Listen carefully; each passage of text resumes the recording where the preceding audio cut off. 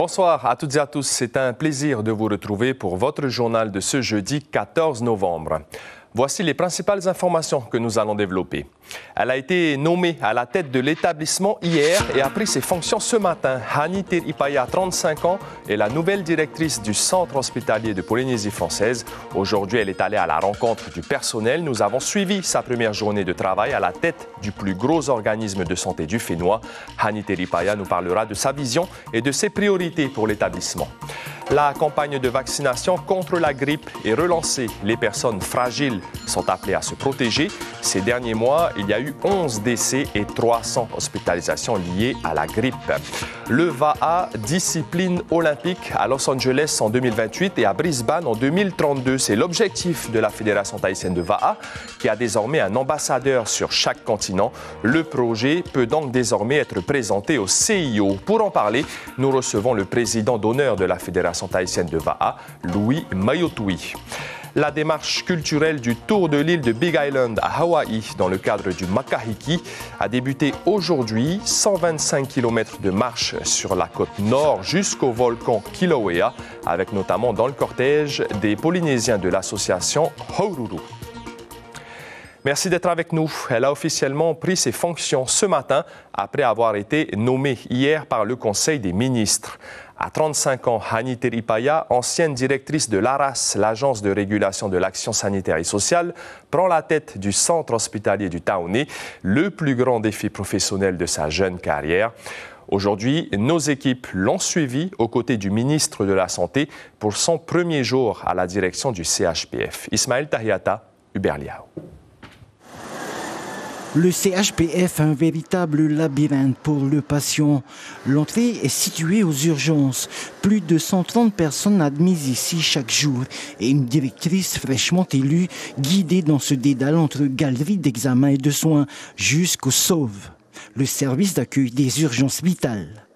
Il n'y a pas de service d'urgence sans salle d'accueil des urgences vitales, donc au bénéfice de la population et des soins les plus urgents et les plus graves, et aussi au bénéfice des soignants. Donc c'est ça qui était important. Effectivement, ça soulage aussi les équipes, et effectivement, ça c'est un grand pas pour le service. Et aujourd'hui, on a une architecture qui est plutôt assez solide. Et on est capable de répondre même aux risques épidémiques, biologiques et en cas d'afflux massif. À l'imagerie médicale, le personnel change souvent, faute de motivation. En réanimation, c'est le même problème. Que ce soit les médecins, les aides-soignantes, les infirmières, qui s'en vont de façon régulière parce que finalement, ça ne leur convient pas complètement et on a du mal à les garder, alors que c'est des personnes qui sont compétentes et qui sont formées. Et c'est vrai que ça, là-dessus, il y a encore un petit peu de travail, mais on a bon espoir. Le service consultation, un labyrinthe dans un labyrinthe, et des spécialités aussi variées que la chirurgie, l'obstétrique, la gynécologie ou l'ophtalmologie. L'objectif aujourd'hui, c'est de créer un plateau de consultation avec des consultations qui sont regroupées sous un même management pour faciliter aussi le parcours du patient consultant. Donc on est en train de mettre ça en place. Le projet AVIA Hôpital 2030 vient d'être adopté pour servir au mieux les Polynésiens, aussi bien les patients que le personnel médical. L'enjeu d'attractivité en est un. L'enjeu aussi de fidélisation, c'est un autre axe. Et finalement, dans le projet AVIA Hôpital 2030, on parle de cet axe comme un enjeu majeur. Et il y a forcément quelque chose à inventer. On est en Polynésie française. On a cette chance en fait d'être autonome et de pouvoir finalement réaliser un peu ce qu'on n'a pas réalisé aujourd'hui. Autre réforme en construction, le statut des fonctionnaires de santé. Hani Teripaya s'y prépare déjà. Bonsoir Hani Teripaya. Vous êtes donc la directrice du CHPF. Vous avez pris vos fonctions aujourd'hui. Le CHPF est dans une situation plus que difficile. Un budget déficitaire de 4 milliards, des besoins importants en personnel, des travaux qui doivent être faits à l'hôpital. Par où est-ce que vous allez commencer, Hani Teripaya? Bonsoir. Eh bien, je remercie la directrice précédente car elle a fait aboutir un projet d'établissement, donc hôpital AVIA 2030, avec donc l'ensemble du personnel de l'établissement. Et effectivement, dans ce projet, il est prévu plusieurs plans d'action et ce sont des chantiers déjà en cours avec une bonne dynamique qui est déjà lancée. Et je remercie le personnel de l'établissement qui m'ont chaleureusement accueilli aujourd'hui. Et ils sont dans cette dynamique, ils ont déjà beaucoup de solutions aux difficultés qui ont été soulevées là. Donc, du coup, la priorité des priorités, par exemple?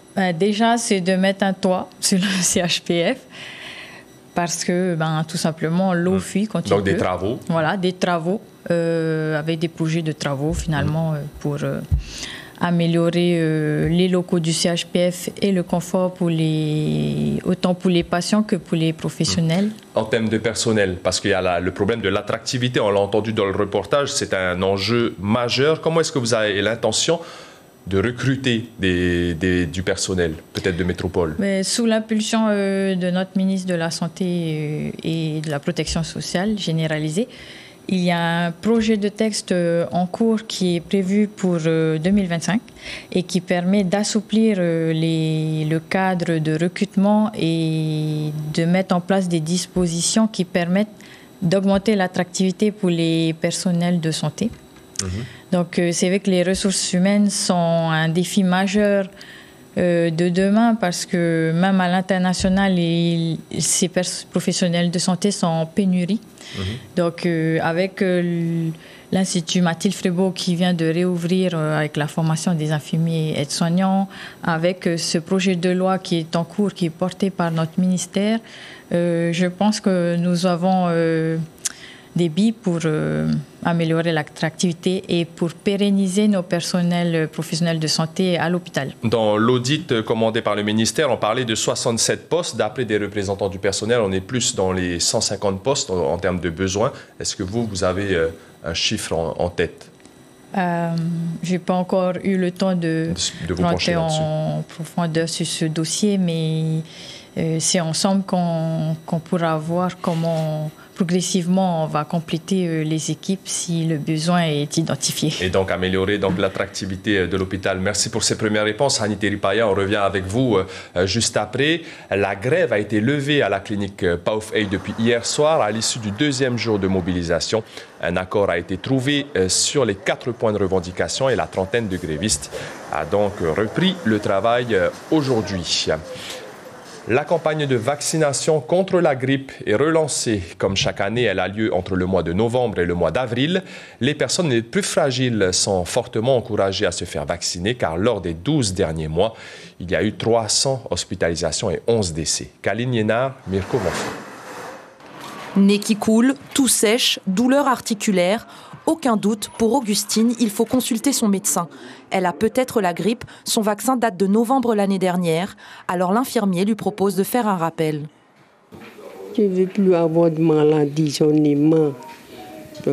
Et moi, j'ai atteint 71 ans et je n'ai plus aucune maladie. C'est pour ça que je vais me vacciner. Personnes âgées, patients en longue maladie, femmes enceintes, personnel de santé ou de transport, c'est le même public cible pour le vaccin anti-grippe et le vaccin anti-Covid. On peut les faire la même journée, il n'y a pas de souci, sauf au niveau des sites d'injection. On peut les faire différemment, des bras, pas forcément dans le même muscle, et avec le matériel différent. La vaccination est gratuite seulement pour les personnes éligibles. Le dispensaire de FAA dispose actuellement de 30 doses. Pour la grippe, ce qu'on appelle le vaccigrippe, c'est une injection annuelle. Alors pour le Covid, vous vous souvenez, en 2019, il fallait vacciner 3 fois. Maintenant, non, une dose suffit. La campagne de vaccination s'étend jusqu'au 30 avril 2025. Elle est disponible dans les pharmacies conventionnées et les dispensaires. Revenons avec vous, Hani Teripaya, donc directrice du CHPF, toujours sur le sujet de l'hôpital avec un aspect important, c'est le dialogue avec les médecins. Dans plusieurs services, il y a encore des tensions. En mai dernier, il y avait même 25 chefs de service qui avaient remis leur démission. Comment est-ce que vous avez l'intention de rétablir la confiance entre les médecins et la direction? Alors, c'est vrai que mon ambition, c'est vraiment d'apaiser le climat dans notre hôpital. de trouver des moyens pour qu'on trouve du positif et qu'on retrouve un lien entre nous, finalement, entre les personnels, entre nous, au sein de notre hôpital. Ramener la solidarité, vraiment, entre les personnels. Et c'est dans ces conditions qu'on pourra avancer et qu'on pourra mettre en œuvre ce projet d'établissement et toutes les mesures qui ont été identifiées par ces mêmes personnels pour pouvoir résoudre les difficultés et faire évoluer notre établissement. Car nous avons tous un seul but, en fait. C'est comme dans un VAA, je disais, il faut tahoe pour avancer. Et dans ces conditions qui sont meilleures pour les personnels de notre hôpital, nous pourrons améliorer l'accueil pour notre population, pour les malades. Nous pourrons offrir des soins d'excellence, des soins les plus spécialisés. Et nous sommes vraiment l'hôpital de notre pays qui sommes là en dernier recours où tout le monde, toute la population est accueillie finalement.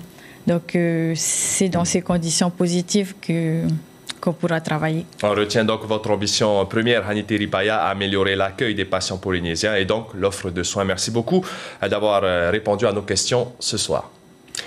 Les débats ont été quelque peu agités à l'Assemblée de Polynésie ce matin lors de la 5e séance de la session budgétaire. Durant les questions orales, le président du pays a été interpellé par l'élu sans étiquette Nui Haulore sur un projet d'acquisition d'un terrain pour près d'1 milliard de francs à Punaauia, une dépense incohérente de l'argent public d'après l'ancien ministre, un besoin pour la population pour Moetai Broderson, logement social, école, établissement de santé.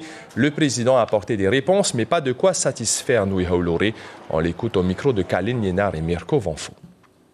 Le pays avec la commune construirait peut-être une école sur les sommets de Maruata, qu'il serait effectivement affecté aux logements sociaux, alors qu'on sait que l'OPH n'arrive même pas sur son domaine foncier à construire des logements.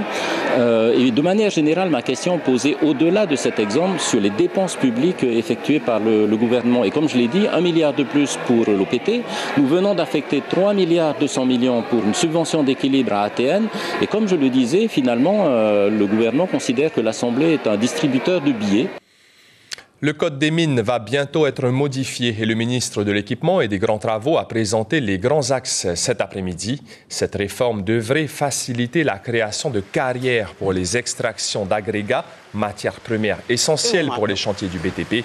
Les démarches devraient être simplifiées et cela devrait réduire les extractions sauvages. Jordi Chan nous énumère les conséquences positives de la réforme du Code des mines qui sera présentée prochainement au CESEC.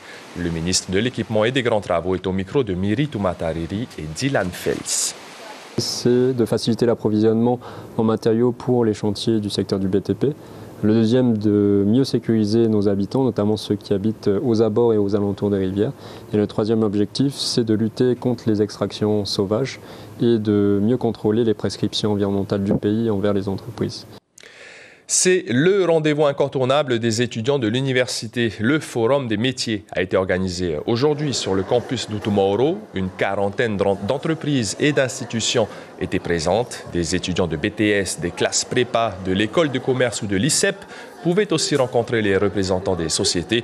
Les détails de cette journée avec Tania Apeong, chargée d'insertion professionnelle à l'UPF. Elle est au micro d'Hubert Liao. Nous avons mis en place des ateliers, donc un bar à CV pour permettre aux personnes sans emploi ou même aux étudiants de créer leur CV et du coup d'avoir leurs outils de candidature pour pouvoir postuler. Nous avons également mis en place un atelier de simulation, donc qui va les entraîner aux entretiens. Et également sur cette journée est prévu un job et stage dating, donc avec des entreprises du secteur privé qui ont des offres d'emploi, donc des stages, des CDD et même des propositions de CDI. Est-ce que le VAA deviendra un jour une discipline olympique? La Fédération thaïsienne de VAA milite en tout cas en ce sens. Elle va présenter un projet au Comité international olympique prochainement à Monaco. Après avoir nommé un ambassadeur du VAA sur le continent africain, le cap est fixé. Il ne reste plus qu'à naviguer sur l'océan du lobbying sportif. Nicolas Suir, Dylan Fels. Il s'appelle Samir Adzimani. Il est marocain et a été désigné ambassadeur du VAA en Afrique. Car cet athlète de haut niveau en ski alpin et ski de fond, initié au VAA depuis quelques jours, a un réseau intéressant. Je connais bien l'institution sportive internationale. Je connais son environnement et j'ai un réseau en Afrique qui me permet de faire ce que la Fédération tahitienne de VAA a envie de développer, c'est-à-dire incruster le VAA en Afrique. Samir a assisté à la Hawaii Nui et s'est passionné pour la discipline. Charge à lui d'encourager la création de clubs et la formation de jeunes Africains au VAA, car les 5 continents doivent être représentés afin que la discipline soit olympique. Cela prendra du temps, alors la Fédération tahitienne de VAA, invitée cette année à Monaco par le comité olympique, aura l'occasion de présenter son projet. Comment on peut séduire le prince qui aujourd'hui a organisé la danse, la breakdance, qui n'a aucun dans le JO et qui n'a aucun continent vraiment sélectionné, mais ils y sont passés au JO sans faire le grand chemin qu'il faut le faire. Donc nous, on espère aussi peut-être passer par ce billet. Le gouvernement soutient cette action. Elle apportera du prestige, de la reconnaissance pour le pays et aussi des retombées financières non négligeables. Il y a effectivement des budgets que la Fédération tahitienne de VAA pourrait aller demander dans le but de venir développer la discipline en local, mais également sur la sphère internationale. Alors que le para-VAA est discipline olympique depuis 2020, puisque rattachée à la Fédération de kayak, la Fédération tahitienne de VAA espère elle aussi pouvoir participer au JO. Elle envoie une délégation à Monaco les 2, 3 et 4 décembre prochains.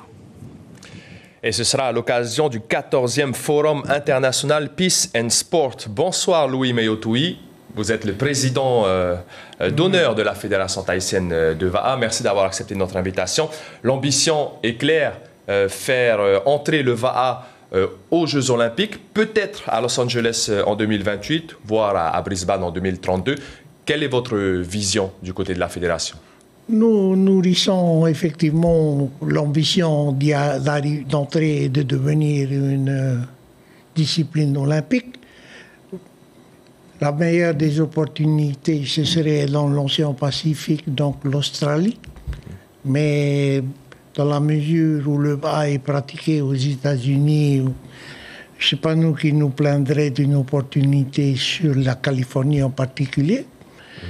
Toujours est-il que la rencontre programmée avec Peace and Sport dans le cadre d'un lobbying et d'un élargissement du champ d'action du VAA sur un futur proche sur l'Afrique et le Maroc en particulier. L'Afrique n'est pas du tout, le VAA n'est pas du tout développé en Afrique, ça tâtonne un peu du côté de l'Afrique du Sud. Nous avons bien l'intention de remédier à cet état de fait. En tout cas, le VAA est très populaire à Singapour, au Canada, en Australie, en Nouvelle-Zélande, au Brésil. Le para-VAA est inscrit déjà au programme olympique. Vous, en tout cas, une délégation tahitienne part donc début décembre à Monaco. Quel est le programme? Le projet va être présenté, mais qu'est-ce qu'il va contenir? Le projet va en effet être présenté à Peace and Sport, qui devrait relayer l'information et nous amener un soutien qui devrait être de poids. C'est du lobbying. C'est effectivement du lobbying. Nous commençons à passer à un stade sup en termes de lobbying. Et Sa Majesté le Prince de Monaco nous sera d'une grande aide dans ce cadre. Alors, dernière question, Louis Meyotoui, est-ce qu'on parle plus d'épreuves vitesse ou d'épreuves marathon on va aux Jeux Olympiques? Nous parlons de la discipline prioritairement. Hein. Les épreuves, ça devrait être secondaire.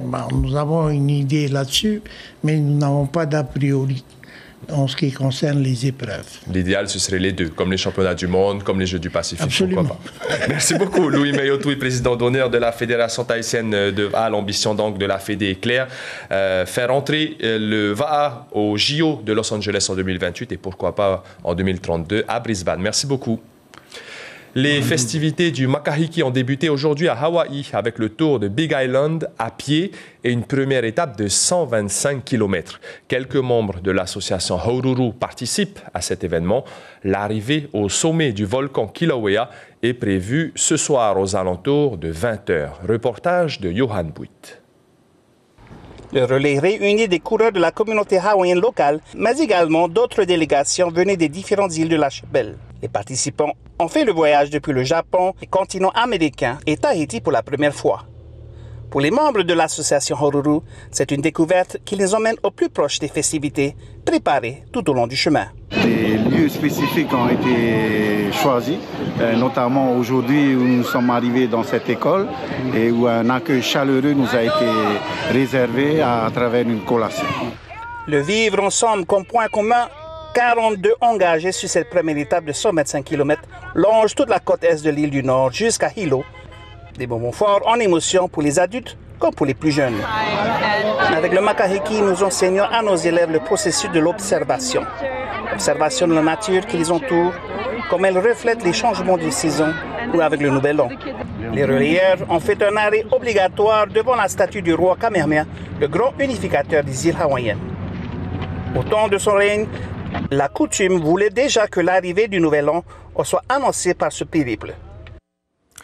La deuxième étape de demain ralliera Kilauea et le petit village de Miloli'i au sud de Big Island, soit 134 km. L'information principale de ce jeudi 14 novembre. Aujourd'hui était la première journée de Hani Teripaya en tant que directrice du centre hospitalier de Polynésie française. La jeune Polynésienne de 35 ans devra appliquer le projet d'établissement Avei'a Hôpital 2030, faire face au déficit budgétaire ou encore améliorer l'attractivité en matière d'embauche. À la une de Tahiti Info, demain, vendredi, Aroué, les périlleuses traversées des passages piétons. Dans votre petit écran ce soir, 2 épisodes de votre série The Good Doctor, puis un documentaire Red Herring, l'histoire très personnelle du réalisateur Kit Vincent, confronté à un diagnostic en phase terminale. C'est la fin de ce journal. C'était un plaisir de vous accompagner tout au long de cette semaine. À partir de demain, vous aurez le plaisir de retrouver Cybèle Plichard. On se quitte sur ces belles images de l'exposition artisanale des Tuamotu qui se tient jusqu'au 28 novembre dans le hall de l'Assemblée. Passez une excellente soirée et prenez bien soin de vous.